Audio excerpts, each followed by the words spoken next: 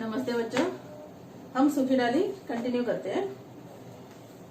Last period में दादाजी ने सारे सदस्य को समझा दिया कि तुम बेला का आदर करो, और ज्यादातर खासकर दोनों को समझाया था। कौन दोनों? एक मंजली बहू और एक इंदु, क्योंकि मंजली बहू से हंसती थी, इसलिए दोनों को विशेषकर उन्होंने सावधान किया। और एक बात उन्होंने क्या बताई कि पेड़ से डाल अलग होना, ये जो कल्पना है ये मुझे डरा देती है। मतलब परिवार से सदस्य अलग होना, ये सिर्फ कल्पना मुझे सिरा देती है, तो अलग होना तो दूर की बात। यहाँ तक हमने देखा था। इंदु कहती है, हमें क्षमा कीजिए दादाजी, हमारी ओर से आपको कभी शिकायत का अवसर नहीं मिलेगा। दादाजी, भाषी, मल्लू, जगदीश, जाओ, आज तुम्हें कहानी सुनावे। हम आपको आज कहानी सुनाएंगे बरगद का पेड़ और उसके बच्चों की, मतलब परिवार और उस परिवार के सदस्यों की। भाषी कहती है, हम सुन चुके, हम नहीं आते हर बार वही कहानी। मल्लू कहता है, चांद राजा तारा राजा की सुनाओ तो आए, हर बार वही घिसी पिटी कहानी हम नहीं सुनेंगे। एक था बरगद का पेड़, उसके ऊपर बहुत सारे, उस पेड़ पर बच्चे, फिर वो हंसते खेलते रहते हैं। दादाजी बच्चों को समझाते हैं, यही कहानी, ये बरगद का पेड़ और उस पेड़ के बच्चे, मतलब उस पेड़ पर जो डालियां है वो, ये जो कहानी है ये हमारे कुटुंब का, समाज का, राष्ट्र का निर्माण करती है। एक साथ मिलजुल कर रहने से हमारा राष्ट्र प्रगति पथ पर रहेगा, और ये कहानी हमारे जीवन को सुदृढ़ बनाती है, मजबूत बनाती है, विशाल बनाती है और महान बनाती है। अब यहाँ अपना दूसरा दृश्य कंप्लीट हुआ, और मुझे लगता है लास्ट दृश्य है ये, तीसरा दृश्य जो हम आगे कंटिन्यू करते हैं। ओके, बेला, मैं किन लोगों में आ गई हूँ, ये कैसे लोग हैं, कुछ भी तो नहीं समझ सकी मैं। आज कुछ है, कुछ कल कुछ है, पल में तोला पल में माशा, ये प्रोवर्ब है। जब मनुष्य अपना नेचर बदलता रहता है, अपना व्यवहार बदलता रहता है, तभी ऐसा प्रोवर्ब यूज करते हैं। तो आप कोई निबंध में भी ये प्रोवर्ब यूज कर सकते हैं। अगर ऐसा कुछ हुआ है कि कुछ समय में वो कुछ कह रहा था और कुछ समय में कुछ कह रहा है, इनका कुछ भी तो पता नहीं चलता। अब बेला को ऐसा क्यों लगा पता चला आपको? क्योंकि दादाजी ने सारे लोगों को जो कहा है वो लोग वो कर रहे हैं, इसका मतलब उनके व्यवहार में बदल आ गया है। और वो बदल देखकर बेला ऐसे लगती है कि ये लोगों को मैं समझ ही नहीं पाती हूँ। फिर सोचती है कि कैसे लोग हैं ये, गर्म होते हैं तो आग बन जाते हैं, और नरम होते हैं तो मोम से भी कोमल दिखाई देते हैं। पहले आग थे, अब क्या है, कोमल हो गए। आज जिस बात को बुरा कहते हैं, कल उसी की प्रशंसा करते हैं। कल मुझे बुरा कह रहे थे, आज मेरी ही प्रशंसा कर रहे हैं। मैं तो तंग आ गई इन लोगों से। छोटी भाभी मतलब बेला की सास, अब उसको पता चला कि हमें बेला के जैसा थोड़ा व्यवहार करना चाहिए। इसलिए पहले छोटी भाभी भी वो रद्दी, मतलब जो सामान था फर्नीचर, वो निकालने के लिए तैयार नहीं थी। लेकिन दादाजी ने समझाने के बाद वो देखो क्या कहती है, इस रद्दी सामान से बैठक नहीं, कबाड़ी का गोदाम दिखाई देता है।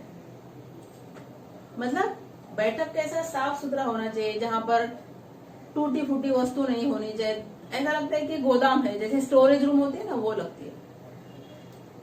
सोचती थी यह सामान इतने दिनों से इस कमरे में पड़ा है।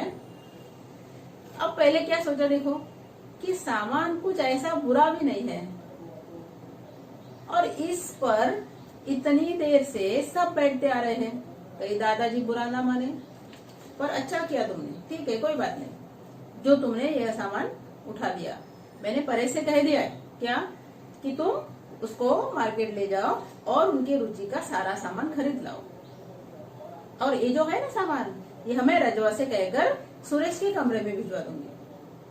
कई बार निगोड़ी इन्हीं कुर्सियों के लिए वह मुझसे रूठ चुका है। निगोड़ी मतलब किसी का हाथ नहीं, किसी का पैर नहीं, कोई टूटी हुई है, बेला, आप बैठिए माँ जी। कौन माँ जी? सास, छोटी भाभी। अरे नहीं नहीं बेटी, बस तुम बैठो बेटी, मैं तो यो ही तुम्हें इधर बैठे देखकर चली आई। अनाज पड़ा है उसे फटकारना है, मतलब उसे साफ करना है। मिर्चें पड़ी है उन्हें कूटना है। अभी कैसे रेडीमेड मिलता है सब, पहले सब घर में बनाते थे। पहले रेडीमेड नहीं मिलता था ऐसा नहीं था, लेकिन पुराने लोगों को सब वस्तु घर में बनाने की आदत थी। अभी हमारे घर में हमारी मदर इन लॉ मिर्ची मसाला हल्दी सब घर में कूटती है, सब घर में पीसती थी। लेकिन हमें ऐसा लगता है क्यों इतना तकलीफ झेलने का, मिलता है ना बाहर। लेकिन पहले लोगों को ये नहीं चलता। मक्खन कई दिनों का इकट्ठा हो गया है, उसका घी बनाना है। आपके घर में भी आपकी मम्मी बनाती होगी। 20 दूसरे काम है, और भी कुछ काम है। मैं नहीं बैठती बेटा, और दिन ढल रहा है। मैं सोचती थी तुमने मेरी बात को बुरा ना माना हो।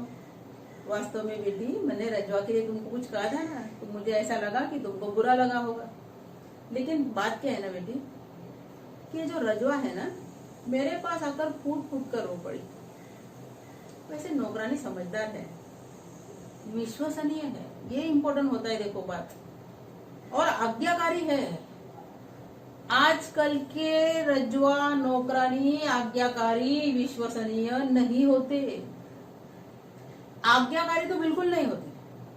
हम उनको जो बोले वो करने के लिए तैयार नहीं होते वो। इसीलिए जिनके घर पे पुराने नौकर है ना, वो उनको छोड़ते नहीं है, क्योंकि वो विश्वसनीय होते हैं। लेकिन अभी नए नौकर जो है, पता नहीं कहाँ से आए हैं, पता नहीं कुछ दिन तक काम करेंगे, सब कुछ देख लेंगे और हाथ साफ कर लेंगे।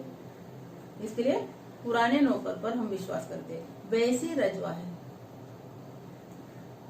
किंतु जो काम उसने कभी किया ही ना हो। ये घर की बनावट सजावट यहाँ थी ही नहीं बेटा। जो काम उसने किया नहीं वो उसको कैसे आएगा, वो किस प्रकार उसे हो सकता है।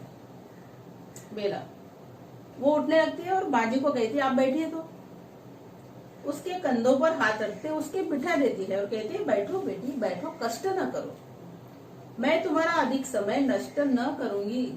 क्योंकि दादाजी ने बताया कि उनका समय व्यर्थ नहीं करना है। याद आया तुरंत, इसलिए उन्होंने बहू से कहा कि मैं तुम्हारा समय नष्ट न करूंगी, मैं तो केवल तुमसे उसकी सिफारिश करने आई थी। भावुक स्त्री है, बहुत ही इमोशनल है, जल्दी ही बात का बुरा मान जाती है। कौन? रजवा। तुम यो करना, समझा रहे बहू को, जो ही नया फर्नीचर आ जाए, मैं आपको जो भी सजावट बनावट करनी है उसे समझा देना, वो बराबर करे। अपने सामने लगवा देना और रजवा को एक बार झाड़ना बुहारना सिखा देना कि कैसे साफ करना है, फिर वह गलती नहीं करेगी। अगर फिर भी उससे नहीं हुआ तो मुझे बता देना, मैं उसे समझा दूंगी। किसे? रजवा से। नहीं नहीं, आप क्यों तकलीफ कर रहे हो, आप डैश डैश डैश। सास, तुम पढ़ी लिखी समझदार हो बेटी, इसलिए तुमसे इतना कह दिया है कि यो तुम न चाहो तो कोई दूसरा प्रबंध हो जाएगा। मतलब अगर तुम्हें रजवा नहीं चाहिए तो हम दूसरे नौकर का बंदोबस्त कर देंगे। तुम इस बात की तनिक भी चिंता ना करो, जरा भी चिंता ना करो, जरा भी फिक्र ना करो। चलने को उद्यत होती है, मतलब चलने के लिए जाती है।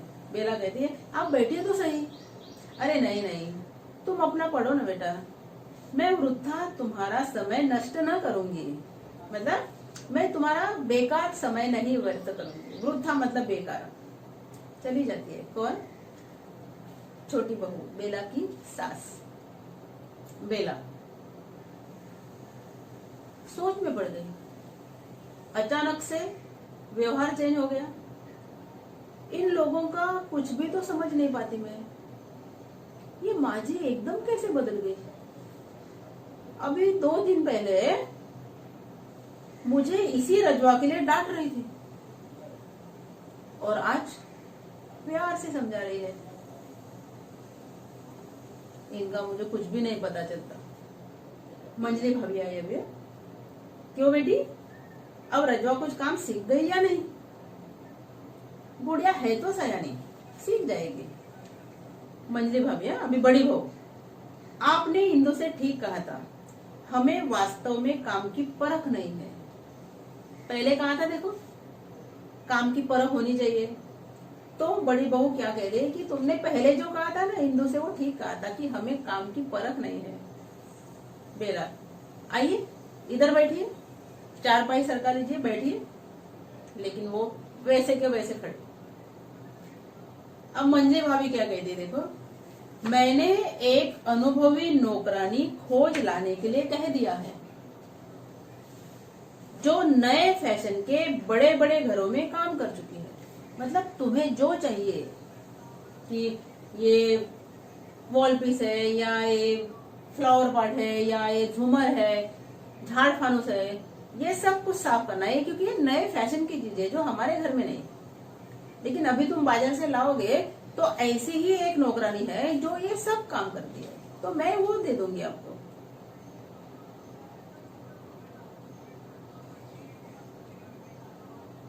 वास्तव में बहू, दादाजी पुराने नौकरों के हक में है। पता है क्यों? मैंने अभी अभी आपको 3 पॉइंट कहे, 3 एडजेक्टिव कहे। नंबर 1 समझदार, 2 विश्वसनीय, और 3 क्या था? आज्ञाकारी। और इसलिए दादाजी चाहते हैं कि जो पुराने नौकर है वो दयानतदार होते हैं, वो विश्वसनीय होते हैं, इसके लिए वो उनके साइड पे है। हमारे पास पीढ़ी दर पीढ़ी काम करते आ रहे हैं, मतलब इनका जो फर्स्ट सेकंड जनरेशन है वो यहाँ काम करता था। इस रजवा की सास भी यही काम करती थी, और अब रजवा की बहू भी काम करती है, मतलब 3 जनरेशन। मतलब ये लोग बहुत पुराने हैं और बहुत विश्वसनीय हैं। बड़ी बहू, मैं कहती हूँ बहन जी, आप रजवा की बहू को ही अपने पास क्यों नहीं रख लेती? क्यों? क्योंकि रजवा की बहू जो है वो ये जमाने की है, उसको ये सब कुछ साफ सफाई करने की आदत होगी। उसकी उम्र भी कम है और काम भी जल्दी सीख जाएगी। जो बुजुर्ग लोग होते हैं ना, उनको सीखने के लिए थोड़ा टाइम लगता है, और जो यंग बच्चे होते हैं उनकी बुद्धि तेज होती है, इसके लिए वो बच्चे यूं सीख जाते हैं। जैसे अब देखो ना, मुझे 4 व्हीलर सीखना था और मेरी बेटी साथ में, 20-20 दिन का वो कोर्स था बाहर ड्राइविंग सीखने का। तो जो बच्ची है मेरी, उसका 20 दिन में से भी 15 दिन में वो सीख गई। मेरे 20 दिन हो गए, उसके 5 दिन मैंने लिए, मैंने प्राइवेट ड्राइवर रखा 2 महीने, लेकिन मैं नहीं सीख पाई। एक डर बैठ गया, इसलिए मैंने छोड़ दिया। लेकिन बेटी 10-15 दिन में ड्राइविंग, ऐसे फ्लुएंट ड्राइविंग, उसको स्वर्ग में ले जाओ तो बिल्कुल सही सलामत हो वापस आ जाए। ये क्या होता है? एज डिफरेंस, बुद्धि तेज होती है। तो ये वहां वही कहना चाहती है। बेला, नहीं नहीं नहीं, नए नौकर की आवश्यकता नहीं, रजवा काम सीख जाएगी। अब उसको भी पता चला कि जो घर के लोग कह रहे हैं वो बात सच है, इसलिए वो क्या कहेगी, नहीं कोई बात नहीं, कोई जरूरत नहीं नए नौकर की, रजवा सब सीख जाएगी, पर आप खड़ी क्यों हो, बैठो ना। मंजली भाभी कहते, अरे नहीं नहीं, हम तुम्हारा हर्ज न करेंगे, मतलब हम तुम्हारा समय बर्बाद नहीं करेंगे। बेला, मेरा कुछ हर्ज नहीं होता, चिढ़ जाती है, बैठो बैठो तो खड़े के खड़े हैं। माँ जी कहती है तुम्हारा समय व्यर्थ नहीं करना है, बड़ी बहू कहती है तुम्हारा समय व्यर्थ नहीं करना है। बड़ी बहू, हम आपसे छोटी है, देखो हम आपसे छोटी है, वर्ग में भी और बुद्धि में भी, पढ़े लिखे भी कम है और बुद्धि भी कम है, इसलिए हम आपसे छोटे हैं। अब बेला को थोड़ा दुख हुआ, बुरा लगा। अब आप मुझे क्यों कांटों में घसीटती है? क्या तात्पर्य है इस लाइन का? क्या कांटे डाले और कांटे पे घसीट रहे हैं? नहीं, अंडरलाइन करो और लिखो, कांटों में घसीटने का तात्पर्य मानसिक पीड़ा पहुंचाना। क्यों मुझे मेंटली टॉर्चर करते हो आप मेरे साथ क्यों परायों का सा व्यवहार करते हैं? अब देखो ना, बेला का भी पहले ऐसा करते थे तो कहती थी परायों जैसा, अभी ऐसा करते हैं तब भी कहते परायो जैसा। फिर अपना व्यवहार का डेफिनेशन क्या है वो शायद बेला को ही पता। झट से उठकर खड़ी हो जाती है। फिर बड़ी बहू क्या कहती है, बैठिए बैठिए मंजली भाभी आप भी बैठिए। बेला कहती है मैं तो चलती हूँ, क्योंकि उसको अभी रोने जैसा हो रहा है, हो सकता है आंखों से आंसू भी आ जाए। मंजली भाभी जैसे अपने आप से परायों का सा। इंदु कहती सच। मंजली बहू और क्या मैं झूठ बोल कह रही हूँ, अपनी इन दो आंखों से देखा है। अब इसके बाद के जो 2 पेज है ना, वो मतलब इतने इंपॉर्टेंट नहीं है, उस पर कोई अवतरण नहीं, कोई क्वेश्चन नहीं आता है। इसमें क्या बताए कि वो एक कैरेक्टर है, देखो पड़ोसन पारो, मतलब स्त्रियों को कैसे पंचायत होती है वो बताए हैं। अगर किसी के घर में कुछ होता है तो तुरंत हाँ देखो ना उसके घर में कैसा हुआ, उसने ऐसा किया, उसने वैसा किया। फिर कोई तीसरा आएगा उसको भी बताएंगे, चौथा आएंगे उसको भी बताएंगे। इतनी सारी पंचायत होती है। लेकिन ऐसा नहीं कि अपने को पता चला तो हम रुक गए, ऐसा ही कुछ बात है। देखो क्या है, इंपॉर्टेंट है नहीं लेकिन मैं रीड करती हूँ। क्या हुआ देखो, मैंने अपनी 2 आंखों से देखा है। मलावी एक स्त्री है, लेडी है। मलावी ने सारी की सारी छत फावड़े से खोद डाली, मतलब कुछ रिपेयर किया था, रेनोवेशन किया था मिट्टी डाल के, क्योंकि मिट्टी का घर है उनका। तो उसने क्या किया कि वो फावड़ा मतलब एक हथियार है, उसे खोद डाली। और बंसीलाल महाशय मुंह देखते रह गए। वो उनका देवर है और उनकी भाभी है, मतलब बंसीलाल देवर और मलावी भाभी। सब ठाका मारकर हंस पड़ते, मतलब जोर से हंसते। फिर बड़ी बहू आती उतने में से, पंचायत, भाई मुझे भी बताना क्या किया मलावी ने सच। बंसीलाल के सामने उखड़ कर फेंक दी छत मलावी ने, मतलब अपने देवर के सामने सारी छत जो अभी अभी मजदूर डाल के गया था वो सारी फेंक दी। पता है क्यों? क्योंकि उसको बिना बोल के वो काम किया, इसलिए। मंजली बहू मैं कहती हूँ मुंह देखते रह गए बंसीलाल महाशय, ताका किए मुटर मुटर। आंखों के सामने सारा उधर से फेंक दिया, लेकिन बंसीलाल कुछ नहीं कर पाए, सिर्फ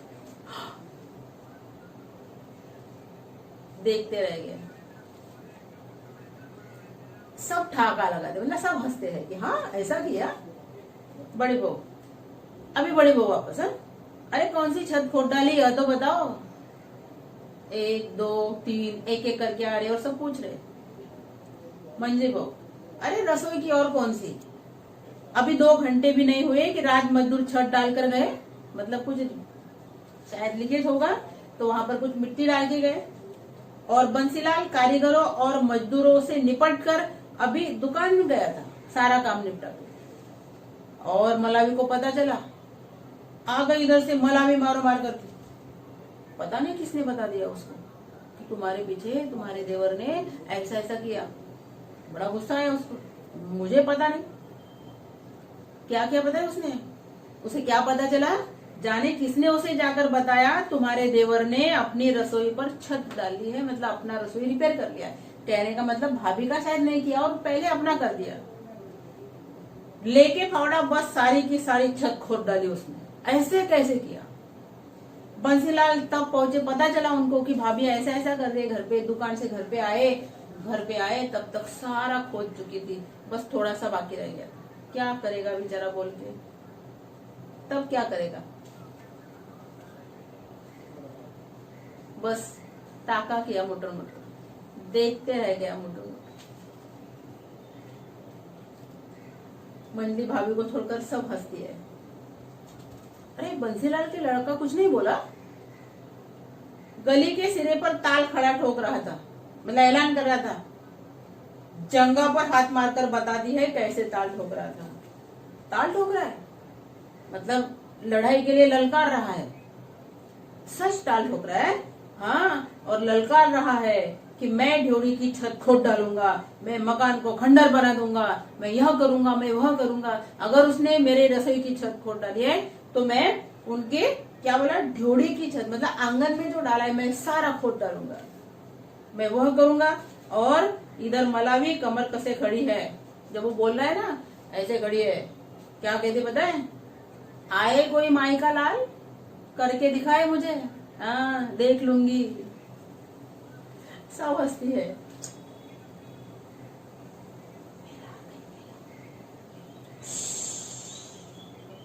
भाभी आ रही है, आवाज ना करे। हंसी एकदम बंद हो जाती है। अब भी ठहाका मारकर हंस रहे थे, और जैसे बेला आती है सारे हंसी एकदम चुप, सन्नाटा। बेला, क्यों जीजी अब चुप हो गई? किस बात पर कहे गए लगाए जा रहे थे? अभी तो आप हंस रहे थे इतना जोर जोर से। मंजली भाभी कहते कुछ नहीं, हो ही हंस रहे थे। आओ इधर कुर्सी पर बैठो। नहीं नहीं आप बैठिए, आप बैठिए। नहीं अरे एक दूसरे को, अरे नहीं आप बैठिए, अरे नहीं आप बैठिए, आइए आइए आप भी बैठिए। फिर एकदम शांति। इंदु कहती है बैठिए भाभी जी, बैठिए भाभी जी। पहले कभी भाभी जी नहीं बोला। आप चली क्यों? बेला कहती है मैं तो इधर ही जा रही थी, यो बातें देखकर खड़ी हो गई, नहीं तो मुझे तो जाना है।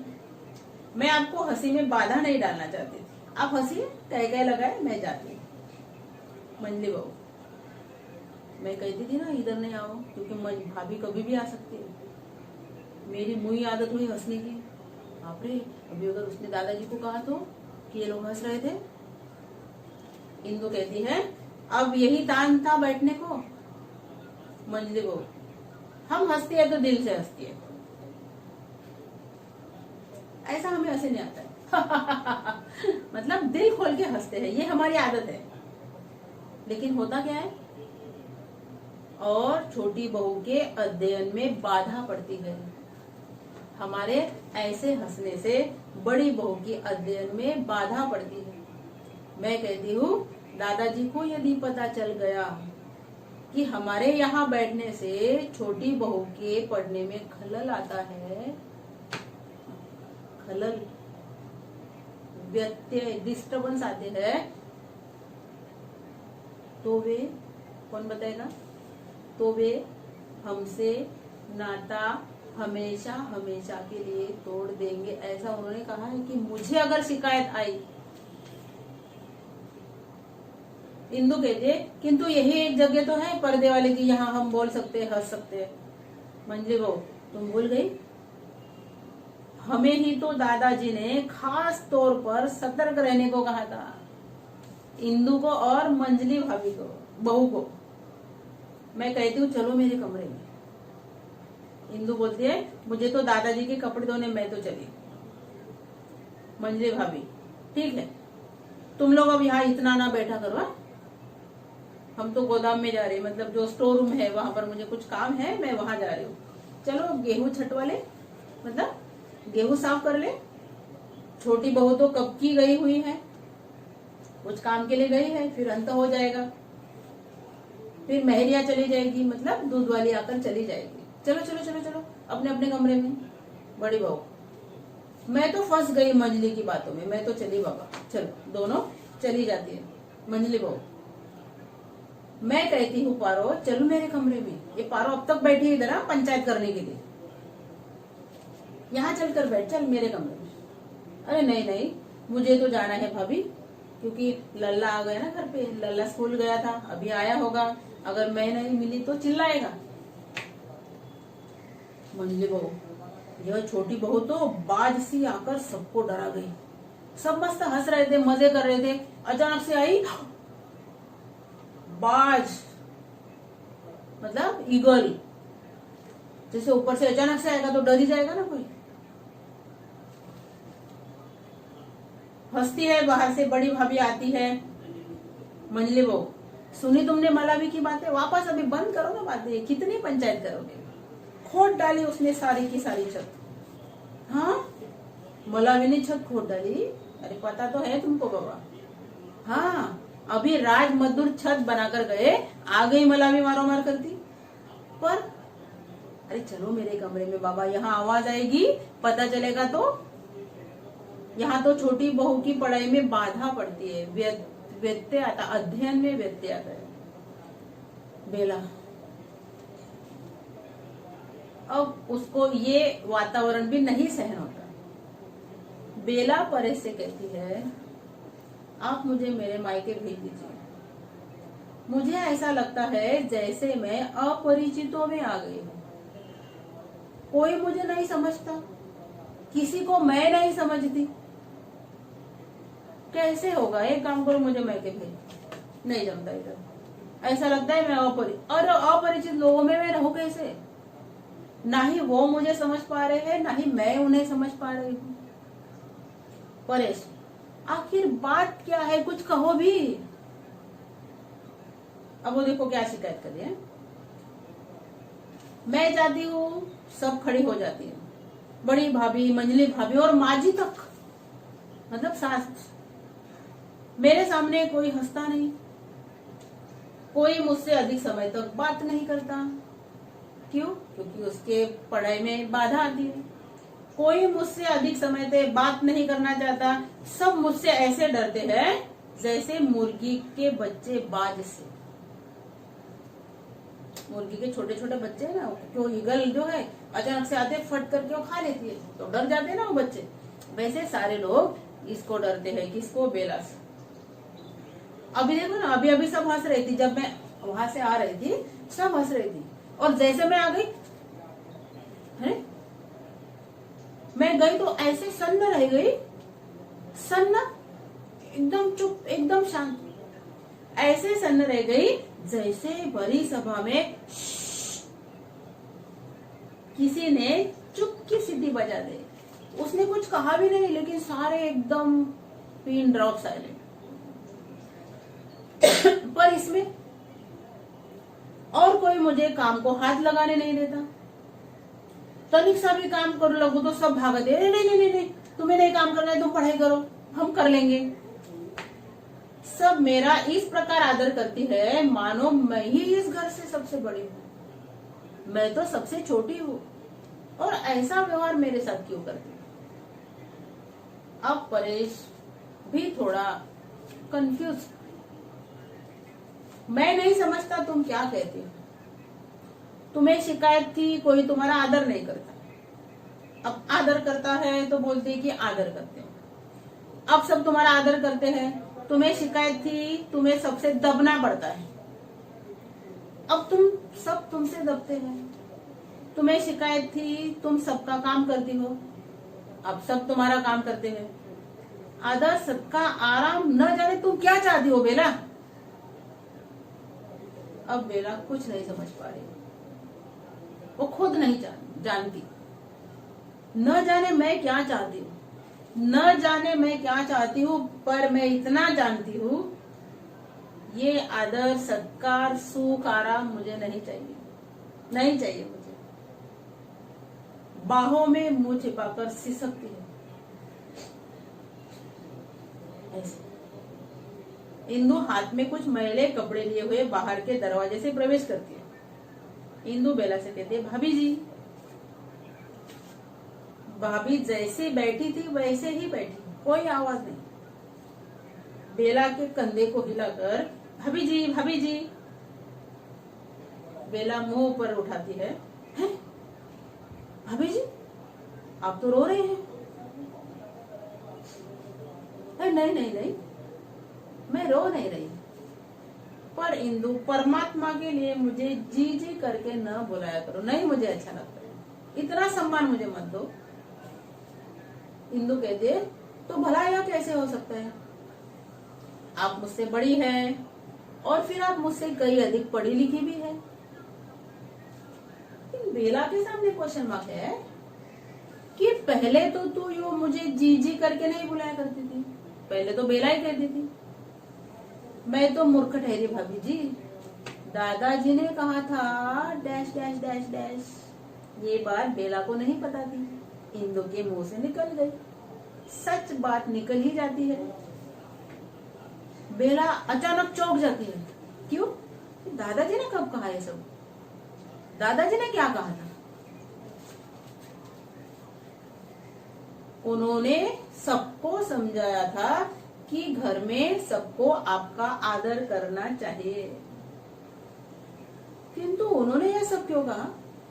मैंने तो कभी उनसे इस प्रकार की शिकायत नहीं की। इंदु कहती है, शायद छोटे भैया ने उनसे कहा था कि आपका जी नहीं लगता, आप बाग वाले डैश डैश डैश, क्या आप बाग वाले मकान में जाना चाहते हो? ओ, यह बात है। इंदु कहती है दादाजी और सब सह सकते हैं, किसी का इस घर से पृथक होना वो नहीं सह सकते। हम सब एक महान पेड़ की डालियां है, और 10 बार कह चुके हम कि डाल अगर पेड़ से टूट जाती है तो वो मुरझा जाती है, वो सूख जाती है। हम सब महान पेड़ की डालियां है, और वे पता है क्या कहते हैं? वे कहा करते हैं, और इससे पहले कि कोई डाली टूटकर अलग हो, मैं इस घर से अलग हो जाऊंगा। मेरे आंखों के सामने ऐसा कभी नहीं होता। कैसा? कि इस भरे पूरे परिवार से घर का कोई सदस्य अलग हो गया। और उन्होंने हम सबको समझाया कि हम आपका आदर करें और काम करें, वह आपको पढ़ने लिखने का समय दे। बेला कहती है पर मैं आदर नहीं चाहती, और मैं तुम सबके साथ मिलकर काम करना चाहती हूँ। यह कैसे हो सकता है भाभी जी? आप लोगों ने मुझे कितना गलत समझा और मैंने आप लोगों को कितना गलत, इसलिए मैंने उद्देश्य में देखो दिया है, आपसी समझदारी होनी चाहिए। ये मिसअंडरस्टैंडिंग जो होता है किसी के बारे में, अगर हम जो गलत सोचते हैं बहुत भारी नुकसान होता है। इसलिए मैंने उद्देश्य में बोला था आपसी समझदारी से हम बड़े से बड़े समस्याओं का समाधान कर सकते हैं। अब बेला को पता चला कि मैंने आपको कितना गलत समझा और आपने मुझे कितना गलत समझा। इंदु अब कैसी बातें करती है? लाइए कपड़े लाइए, मैं दादाजी के कपड़े धोने जा रही हूँ, साथ ही आपके भी फटक लाओ। बेला चुप रहती है। वापस इंदु कहती है भाभी जी, जैसे मन ही मन उसने किसी बात का निश्चय कर लिया, मैं भी तुम्हारे साथ जाऊंगी, मैं भी तुम्हारे साथ कपड़े धोऊंगी। छोटे बच्चे कैसे करते हैं? इंदु कहती है दादाजी नाराज होंगे। बेला कहती है मैं दादाजी से कह दूंगी। भाभी जी, मुझे केवल भाभी कहा कर मेरी प्यारी इंदु। प्यार से भरे हुए गले के साथ भाभी। बेला कहती है चल कपड़े धोए, धूप निकली जा रही है। पर कपड़े है ही नहीं। अरे मेरे कपड़े आज रजवा ने धो दिए थे, शलवार कमीज ही तो थी। चल मैं तेरी सहायता करूं, मेरे तो रजवा ने धो दिए। दोनों चली जाती है। कुछ क्षण बाद बरामदे में कपड़े धोने का शब्द आने लगता है, मतलब कोई तो कपड़े धो रहा है। दादा गैलरी की ओर से हक्का गुड़गुड़ाते मल्लू की अंगुली थामे प्रवेश करते। अब मल्लू के साथ, हाँ बेटा तुम्हें मेले में ले चलेंगे, जो तू कहेगा वही खिलौना ले देंगे। मैं क्या कहती हूँ कि ये जो बच्चे हैं दादाजी दादी जी से सारे लाड प्यार उनके पूरे होते हैं, इसीलिए वो हर चीज दादा दादी से ही मांगते हैं। मल्लू कहता है मैं उड़न खटोला लूंगा, और जैसे ही मल्लू बोलता है सहसा बाहर के दरवाजे के पास जाकर ठिठक जाते हैं। पता नहीं ऐसा क्या देखा उन्होंने, सहसा मतलब अचानक ठिठक जाते हैं, रुक जाते हैं। दादाजी आश्चर्य से, हैं छोटी बहू? क्यों उन्होंने ऐसा कहा है छोटी बहू? क्योंकि छोटी बहू कपड़े धोने के लिए जा रही थी और ये दादाजी ने देखा। अब इंदु डर गई। इंदु ने क्या कहा, मैंने तो बहुत तेरा कहा पर भाभी नहीं मानी। दादाजी छोटी बहू को कहते हैं छोटी बहू इधर आ बेटी। शर्माई हुई बेला दरवाजे के पास आ खड़ी हो जाती है। बेटा कपड़े धोना तुम्हारा काम नहीं है, पढ़ लिख कर डैश डैश डैश क्या होगा, तुम्हें पढ़ लिख कर आगे बढ़ना है। वैसे देखा जाए तो जो पढ़ते लिखते हैं वो काम नहीं करते हैं, ऐसा तो नहीं होता है। हाँ, लेकिन पढ़ाई के लिए हमें उन्हें अवश्य टाइम देना चाहिए, जो दादाजी देना चाहते हैं, ताकि वो अच्छे से पढ़े। क्योंकि नसीब से हमें सुसंस्कृत सुशिक्षित बहू मिली है, तो हमें उसे पढ़ने लिखने का अवसर देना चाहिए। काम तो लाइफ भर चलता ही रहेगा। इंदु जो अपनी भाभी के साथ ही आकर खड़ी हुई है। मैंने बहुत देर कहा पर भाभी नहीं मानी।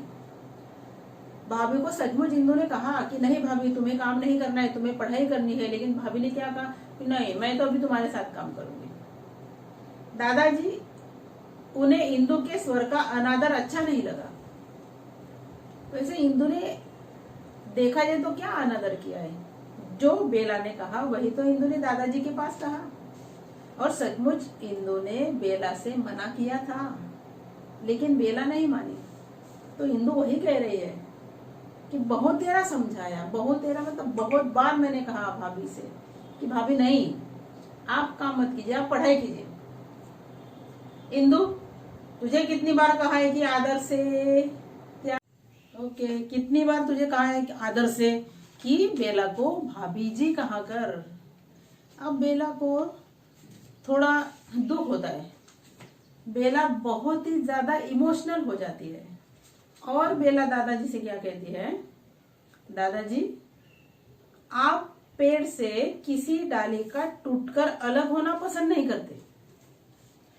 हमने सार्थकता में भी लिखा है कि जब कोई डाल पेड़ से अलग हो जाती है तो वो टूट जाती है या वो सूख जाती है।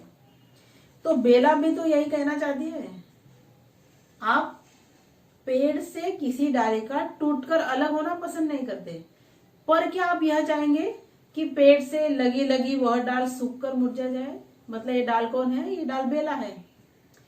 ये घर में तो रही है वो, लेकिन वो खुशी से नहीं रह रहे। तो इसका मतलब क्या कि वो मुरझा जाएगी। तो क्या आप यह चाहते हैं? और दादाजी ऐसा कभी नहीं चाहेंगे। उसको थोड़ा सा बहुत ज्यादा इमोशनल हो जाती है, फिर थोड़े से रोने की ऐसे सिसकती है, और दादाजी जो हुक्का गुड़गुड़ाते हैं उसकी आवाज भी एकदम बंद हो जाती है। पता है क्यों? क्योंकि हमारी एकांकी यहाँ पर खत्म होती है, और जैसे ही एकांकी खत्म होती है पर्दा सहसा गिर पड़ता है। अचानक पर्दा गिर पड़ता है और हमारा प्ले यहाँ पर खत्म। Okay, bye bye.